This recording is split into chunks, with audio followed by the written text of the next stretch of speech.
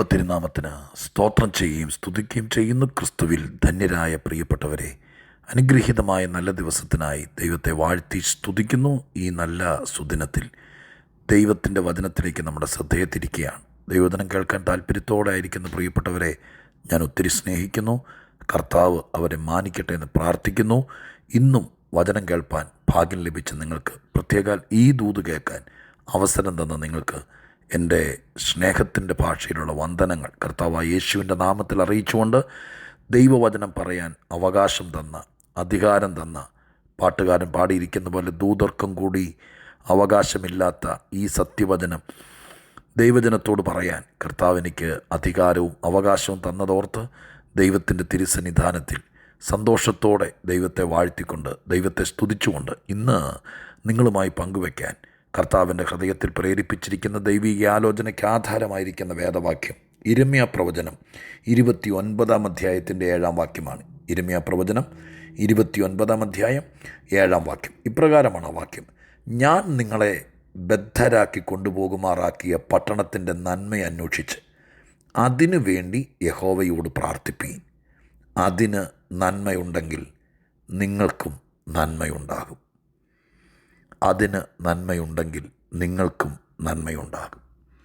Israel മക്കളെ Babel സാമ്രാജ്യത്തിലേക്ക് അടിമകളായി കൊണ്ടുപോകാനുള്ള തയ്യാറെടുപ്പിൻ്റെ മുന്നറിയിപ്പിൻ്റെ പ്രവചനമാണ് ഒരുമാതിരി യിരെമ്യാ പ്രവചനത്തിൽ മുഴങ്ങിക്കേൾക്കുന്നത്.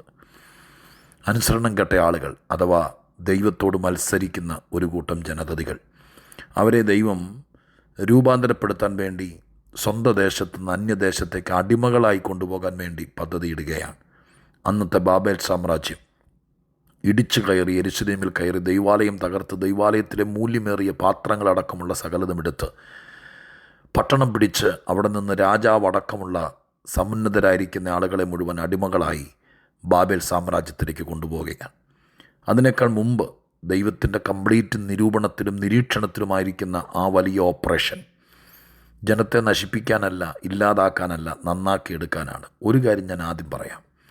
ചില സന്ദർഭങ്ങളിൽ ദൈവം ആഗ്രഹിക്കുന്നത് പോലെ നമ്മെ ആക്കിയെടുക്കാൻ ദൈവമായ കർത്താവ് ഇതുപോലത്തെ സ്ഥലം മാറ്റങ്ങൾ എന്ന് പറഞ്ഞാൽ, ആയിരിക്കുന്ന സ്ഥലത്ത് വെച്ച് നന്നാവാത്തവരെ മറ്റു പല സ്ഥലത്ത് കൊണ്ടുവച്ച് നന്നാക്കിയ ചരിത്രം ആത്മീക ചരിത്രത്തിലുണ്ട്, വേദപുസ്തക ചരിത്രത്തിലുണ്ട്. ചിലർ സ്വന്തം വീട്ടിൽ കിടന്നാൽ അങ്ങ് ഉഴപ്പിപ്പോവുകയുള്ളൂ, സ്വന്തം നാട്ടിൽ കിടന്നാൽ അങ്ങനെ തന്നെയായിരിക്കും. അപ്പോൾ അവരെ ദൈവം പുറത്തു കൊണ്ടുവരും, ആരും അറിയാത്ത മറ്റെവിടെയോ ഇട്ട് രൂപാന്തരപ്പെടുത്തും, ഉരുക്കിയെടുക്കും. ഇത് പറയുമ്പോൾ ഇത് കേൾക്കുന്ന ആർക്കെങ്കിലും അങ്ങനെ അവസ്ഥയിലൂടെ കടന്നു പോകുന്നതെന്നറിയില്ല. ഭാരപ്പെടരുത്, നിരാശപ്പെടരുത്. തകർത്ത് കളയാനല്ല, രൂപാന്തരപ്പെടുത്താൻ സ്വർഗസ്ഥനായി ദൈവം ഒരുക്കുന്ന വഴികളാണിതൊക്കെ എന്ന് കർത്താവിൻ്റെ തിരുമൊഴികളിലൂടെ നമുക്ക് മനസ്സിലാക്കാൻ പറ്റും, തിരുവചനത്തിലൂടെ മനസ്സിലാക്കാൻ പറ്റും. ആ ഭാഗം അവിടെ നിൽക്കട്ടെ. ബാബേൽ പ്രവാസത്തിലേക്ക് പോകുന്ന ഈ ജനതതി അവിടെ ചെന്ന് കഴിയുമ്പോൾ അവിടെ ഒരു തകർച്ചയുടെ, നിരാശയുടെ, തലകുനിച്ചുള്ള ജീവിതമായി, ഒരിക്കലും രക്ഷപ്പെടില്ല, മടങ്ങി വരില്ല എന്നൊരു മനോബോധത്തോടെ അവിടെ കിടന്ന് നരകിച്ച് തീരട്ടെ എന്ന് ആഗ്രഹിക്കുന്നൊരു ദൈവമാണെങ്കിൽ ഒന്നോർത്ത് നോക്കിയേ, ഇങ്ങനൊരു വാക്ക് പറയൂ. നീ നശിക്കട്ടെ, തകരട്ടെ, തീരട്ടെ എന്നുദ്ദേശമാണെങ്കിൽ ഇങ്ങനെ ഒരു വാക്ക് യിരെമ്യാവിനെ കൊണ്ട് പറയിപ്പിക്കേണ്ട കാര്യമില്ലല്ലോ. എന്താ പറഞ്ഞേ? നിങ്ങൾ ബദ്ധരായി പോകേണ്ടി വരും. അത് സത്യമാണ്. നീതിമാനായ ദൈവത്തിൻ്റെ നീതിപീഠത്തിൽ നിന്ന് വിധി വന്നാൽ അതിന് വിധേയപ്പെട്ടേ പറ്റൂ. പക്ഷേ അടിമകളായി ചെന്ന് ചേരുന്ന ആ പട്ടണത്തിൻ്റെ നന്മ അന്വേഷിച്ച് അതിനു വേണ്ടി യഹോവയോട് പ്രാർത്ഥിപ്പീൻ. ആ പട്ടണത്തിന് നന്മയുണ്ടെങ്കിൽ നിങ്ങൾക്ക് നന്മയുണ്ടാകും. അതിനകത്തൊരു ദൈവസ്നേഹം കാണുന്നില്ലേ? നശിപ്പിക്കാനല്ല എന്നൊരു ബോധം ഇതിനകത്തുനിന്ന് കിട്ടുന്നില്ലേ? അപ്പം ശോധനകളുണ്ട്. നമ്മളെ നന്നാക്കിയെടുക്കാൻ ദൈവമായ കർത്താവ് നമ്മളെ ഇറക്കി വിടുന്ന തീച്ചൂളകളുണ്ട്, നമ്മളെ ഇറക്കി വിടുന്ന താഴ്വരകളുണ്ട്. അവിടെ വെച്ച് നാം പട്ടുപോകാതിരിപ്പാൻ അവിടെയും പ്രാർത്ഥിക്കാൻ ആവശ്യപ്പെടുകയാണ്. അതിനർത്ഥം ഈ പ്രവാസത്തിലോ, ഈ മരുഭൂമിയിലോ, ഈ തീച്ചുളയിലോ, ഈ മരണനിഴലിൻ താഴ്വരയിലൊന്നും നമ്മൾ തീരില്ല. അവിടെ ദൈവത്തെ മറക്കരുത്, ആത്മീകം വിടരുത്. ആത്മീകം വിട്ടവർക്ക് പ്രാർത്ഥിക്കാൻ പറ്റില്ലല്ലോ. ഇപ്പോൾ ബാബേൽ പ്രവാസത്തിലാണെങ്കിലും പ്രാർത്ഥിക്കാനാണ് ആവശ്യപ്പെടുന്നത്. അതും ഞാൻ അധികം വിശദീകരിക്കാതെ പറയാൻ വേണ്ടി വെമ്പൽ കൊള്ളുന്ന, പരിശുദ്ധാത്മാവ് പ്രേരിപ്പിക്കുന്ന ഭാഗം ഞാൻ പറയാം. ഇവിടെ പറഞ്ഞിരിക്കുന്ന എങ്ങനെയാണ്? നിങ്ങൾ അടിമകളായി ചെന്ന് പാർക്കുന്ന പട്ടണത്തിൻ്റെ നന്മ അന്വേഷിച്ച് അതിൻ്റെ നന്മയ്ക്ക് വേണ്ടി പ്രാർത്ഥിക്കുക. അതിന് നന്മയുണ്ടെങ്കിൽ നിങ്ങൾക്ക് നന്മയുണ്ടാകും. അപ്പം അതിൽ നിന്ന് നമുക്ക് ചില കാര്യങ്ങൾ വിശദമായിട്ട് ചിന്തിക്കാം.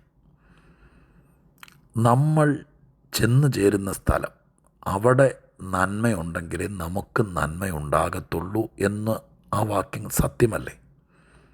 ഇന്നത്തെ കാലഘട്ടത്തിൽ അടിമകളായിട്ടൊന്നും അല്ലെങ്കിലും എത്രയോ രാജ്യങ്ങളിലേക്ക്, സ്വന്തം ഗ്രാമം വിട്ട് വലിയ പട്ടണങ്ങളിലേക്കൊക്കെ ദൈവം അന്നം തേടിയും ഉപജീവനത്തിനും സുവിശേഷ വേലയ്ക്കും പഠനത്തിനുമൊക്കെ ആയിട്ട് ഒരുപാട് പേര് യാത്ര ചെയ്യുന്നൊരു കാലമായത്. ഈ വാക്ക് വായിക്കുമ്പോൾ നാം മനസ്സിലാക്കണം, നന്മയുടെ വഴികൾ തിരുവെഴുത്ത് പറയുന്നുണ്ട്. ഒരു മനുഷ്യന്, ഒരു കുടുംബത്തിന് നന്മയുണ്ടാകാൻ എന്ത് ചെയ്യണം എന്നതൊരു പഠന വിഷയമാണ്. ബൈബിളിലെ അനേക വാക്യത്തിലൂടെ നമുക്കത് കാണാൻ പറ്റും. അതിന്ന് ഞാൻ ഈ കൂടെ പറഞ്ഞാൽ കൂടിക്കുഴയുമെന്നറിയാം. അതുകൊണ്ട് ഞാൻ പറയാൻ വന്ന കാര്യം തന്നെ പറയാം. നമ്മൾ ചെല്ലുന്ന സ്ഥലം അതെവിടാണോ, ആ സ്ഥാപനത്തിനോ ആ രാജ്യത്തിനോ ആ ഭവനത്തിനോ ആ പട്ടണത്തിനോ ഒക്കെ നന്മയുണ്ടെങ്കിൽ നമുക്ക് നന്മയുണ്ടാകുകയുള്ളൂ. അപ്പോൾ ഇന്ന് ഇതൊരു പ്രാർത്ഥനാ വിഷയമായി തന്നെ എടുക്കണമെന്ന് വചനം ആവശ്യപ്പെടുകയാണ്. തിരുവെഴുത്ത് വായിച്ചാൽ ഭക്തന്മാരായിരിക്കുന്ന ദൈവാശ്രയ ബോധമുള്ള ആളുകൾ ഏതൊക്കെ വിഷയങ്ങൾ പ്രാർത്ഥിക്കണം എന്ന് കൃത്യമായി പറയുന്ന അനേക വാക്യങ്ങൾ ഞാൻ വേദപുസ്തകത്തിൽ കണ്ടിട്ടുണ്ട്. നിങ്ങളും വായിച്ചന്വേഷിച്ചാൽ മനസ്സിലാകും. ഇന്ന ഇന്ന കാര്യങ്ങൾക്ക് വേണ്ടി പ്രാർത്ഥിക്കണം. തിമോത്തിയോസിൻ്റെ ലേഖനം 1 തിമോത്തിയോസ് 2:1 പറയുന്നുണ്ട്. സകല ആളുകൾക്ക് വേണ്ടി, രാജാക്കന്മാർക്ക് വേണ്ടി, ഉദ്യോഗസ്ഥന്മാർക്ക് വേണ്ടിയൊക്കെ പ്രാർത്ഥിക്കണമെന്ന് ആവശ്യപ്പെടുന്നുണ്ട്. കുരിശും തോളിലേന്തിക്കൊണ്ട് യെരുശലേമിലേക്ക് പോകുമ്പോൾ ഇരുപുറവും നിന്ന് വിങ്ങിപ്പൊട്ടി കരഞ്ഞ യെരുശലേം പുത്രിമാരോട് യേശു പറയുന്നുണ്ട്, നിങ്ങളെയും നിങ്ങളുടെ മക്കളെ ഓർത്ത് പ്രാർത്ഥിക്കാൻ. ലേഖനങ്ങളിൽ പ്രാർത്ഥിക്കണമെന്ന് ആവശ്യപ്പെട്ടിരിക്കുന്ന പല കാര്യങ്ങളുണ്ട്. പ്രിയപ്പെട്ടവരെ, യേശുദാൻ ഇവിടെ വന്ന് പ്രാർത്ഥിക്കാൻ പ്രത്യേകം പറഞ്ഞ വിഷയങ്ങളുണ്ട്. അപ്പോൾ എന്ത് വിഷയങ്ങൾ പ്രാർത്ഥിക്കണമെന്ന് ബൈബിൾ നേരിട്ട് പറയുന്ന വിഷയങ്ങൾ, നമ്മുടെ കയ്യിൽ ഒരുപാട് പ്രാർത്ഥനാ ലിസ്റ്റ് കാണും, പക്ഷെ ബൈബിൾ പറയുന്ന പല പ്രാർത്ഥനാ വിഷയമുണ്ട്. അതിലൊരു വിഷയമാണ് ഈ പറഞ്ഞിരിക്കുന്നത്. ഞാൻ കുറച്ചുകൂടെ നമ്മളിലേക്ക് അത് കൊണ്ടുവരാം. നിങ്ങൾ ഇപ്പോൾ ആയിരിക്കുന്ന രാജ്യം, ആ രാജ്യം ഏതുമാകട്ടെ, ആ രാജ്യത്തിൻ്റെ അടിസ്ഥാന വർഗം ആരുമാകട്ടെ, ആ രാജ്യത്തിൻ്റെ മതവിശ്വാസം എന്തുമാകട്ടെ, ആ രാജ്യത്തിൻ്റെ കൾച്ചർ എന്തുമാകട്ടെ, പക്ഷേ ഈ വാക്യം നിങ്ങൾ വിശ്വസിക്കുന്നെങ്കിൽ നിങ്ങൾ ചെന്നു പാർക്കുന്ന രാജ്യത്തിൻ്റെ നന്മയ്ക്ക് വേണ്ടി പ്രാർത്ഥിക്കണം. ആ രാഷ്ട്രം എന്നും യുദ്ധക്കെടുതിയിലും, എന്നും കലാപത്തിലും, എന്നും ആഭ്യന്തര പ്രശ്നത്തിലും, എന്നും രാഷ്ട്രീയ കലാപത്തിലൊക്കെ ആണെങ്കിൽ ചെന്നത് വെറുതെയാകും. അപ്പോൾ ആ രാജ്യത്തിൻ്റെ നന്മയ്ക്ക് വേണ്ടി പ്രാർത്ഥിക്കണം. നിങ്ങൾ ഒരു പട്ടണത്തിൽ ചെന്ന് പാർക്കുകയാണ്. ആ പട്ടണത്തിൽ എന്നും കലാപവും, എന്നും കലഹവും, എന്നും കൊള്ളയും കൊള്ളിവെപ്പുമാണെങ്കിൽ നമ്മൾ അവിടെ നിന്ന് ഓടിപ്പോരേണ്ടി വരും. അപ്പോൾ ചെന്ന് പാർക്കുന്ന പട്ടണത്തിൻ്റെ നന്മയ്ക്ക് വേണ്ടി പ്രാർത്ഥിക്കുക. ആ പട്ടണം നന്മയുണ്ടെങ്കിൽ നമുക്കും ഒരു നന്മയുണ്ടാവും. നിങ്ങളൊരു സഭയിൽ അംഗമായിരിക്കുകയാണോ, ആ സഭയുടെ നന്മയ്ക്ക് വേണ്ടി പ്രാർത്ഥിക്കണം. അവിടുത്തെ ശുശ്രൂഷകൻ്റെ, അവിടുത്തെ വിശ്വാസികളുടെ, അവരുടെ നന്മയ്ക്ക് വേണ്ടി പ്രാർത്ഥിച്ചെങ്കിലേ അതിന് നന്മയുണ്ടാവുള്ളൂ. ആ സഭയ്ക്ക് നന്മയുണ്ടെങ്കിൽ അതിൽ ഓരോ അംഗങ്ങൾക്കും നന്മയുണ്ടാകും. ഞാൻ പറയുന്നതിൽ തെറ്റുണ്ടോ? അപ്പം നമ്മുടെ ഉത്തരവാദിത്വമാണ് അത് നന്മയിൽ നിൽക്കണം, തഴച്ചു വളരണം, അനുഗ്രഹം ഉണ്ടാകണം, ആത്മീക ശുശ്രൂഷകൾ നടക്കണം. അവിടെ തമ്മിത്തല്ലും പക്ഷം പിടുത്തവും രാഷ്ട്രീയവും കമ്മിറ്റിയും കലാപവും അടിയും ദൈവമക്കൾക്കും ദൈവദാസന്മാർക്കും വിരോധമായി കയ്പിൻ്റെ വേര് മുളപ്പിച്ച് സംഘം ചേർന്ന് ഒറ്റപ്പെടുത്തി ഇതൊക്കെ നടന്നാൽ അവിടെ ഇരിക്കുന്നവർക്കും നന്മയുണ്ടാകില്ല, വരുന്നവർക്കും നന്മയുണ്ടാകില്ല. അപ്പം നന്മയ്ക്ക് വേണ്ടി പ്രാർത്ഥിക്കണം. നിങ്ങൾ ഇന്നായിരിക്കുന്ന ഭവനം വിവാഹം ചെയ്തു കൊണ്ടുവന്ന വീടായിരിക്കാം. ഇപ്പം അടിമത്തത്തിലല്ലേ ബാബിലോണിൽ ചെന്നിരിക്കുന്നത്. അവിടെ വന്നത് ചില പ്രശ്നങ്ങളൊക്കെ അവിടെ കണ്ടേക്കാം. എല്ലാവരും ഒരു സ്വഭാവക്കാരായിരിക്കുകയില്ലല്ലോ. പക്ഷെ നിങ്ങൾ ആഗ്രഹിക്കേണ്ടത് നിങ്ങളെ ദൈവം കൊണ്ടെത്തിച്ച ഭവനത്തിൻ്റെ നന്മയ്ക്ക് വേണ്ടി പ്രാർത്ഥിക്കണം.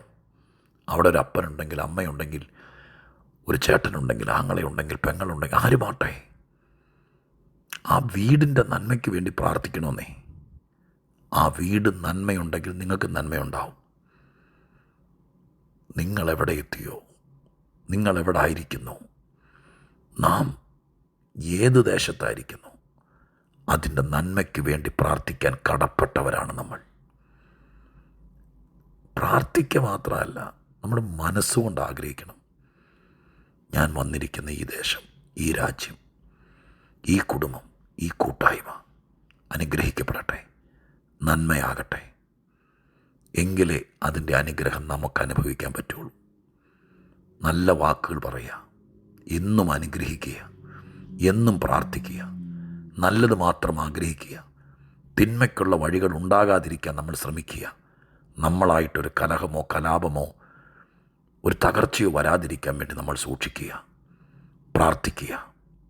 വീടിനും സഭയ്ക്കും പട്ടണത്തിനും ഗ്രാമത്തിനും ദേശത്തിനും രാഷ്ട്രത്തിനും നന്മ വരാൻ, അതിനൊക്കെ നന്മയുണ്ടെങ്കിൽ നമുക്ക് നന്മയുണ്ടാകും. ദൈവം അതിനിടയാക്കട്ടെ. ഈ പ്രാർത്ഥനയിലൂടെ ഒരുപാട് നന്മകൾ നമുക്ക് ഓരോരുത്തർക്കും അനുഭവിപ്പാൻ ഭാഗ്യം തരട്ടെ എന്ന് നമുക്ക് ദൈവത്തോട് പ്രാർത്ഥിക്കാം. പരിശുദ്ധ ദൈവമേ, ഞങ്ങളുടെ സ്വർഗീയ പിതാവേ, നല്ല സമയത്തിനായി നന്ദി. ഈ വാക്യം ഞങ്ങളെ കാണിച്ചു തന്നതിനായി നന്ദി. എന്തെങ്കിലും പ്രാർത്ഥിച്ചൊരു ദിവസം തീർക്കാനല്ല, വചനം ആവശ്യപ്പെടുന്ന വിഷയങ്ങൾ പ്രാർത്ഥിക്കാൻ ഞങ്ങളെ അനുവദിക്കണം. ഇത് ഗൗരവമായിട്ടെടുക്കുന്ന ചിലർ ദൈവമക്കൾ, കർത്തൃദാസന്മാർ, അവരായിരിക്കുന്ന സ്ഥാനത്തിനും സ്ഥലത്തിനും രാഷ്ട്രത്തിനും സഭയ്ക്കും കുടുംബത്തിനൊക്കെ വേണ്ടി പ്രാർത്ഥിക്കാൻ തുടങ്ങട്ടെ. ഞങ്ങളിൽ ചിലർ പ്രാർത്ഥിച്ചാൽ ഞങ്ങൾ വിശ്വസിക്കുന്നു ചെന്നത് ബാബിലോണിലാണെങ്കിലും അവിടെ നന്മയുണ്ടാവും. കർത്താവേ, ഞങ്ങളെ അതിന് നിയോഗിക്കണം. പ്രാർത്ഥന കേട്ടതിന് നന്ദി. യേശുവിൻ നാമത്തിൽ തന്നെ, ആമേൻ.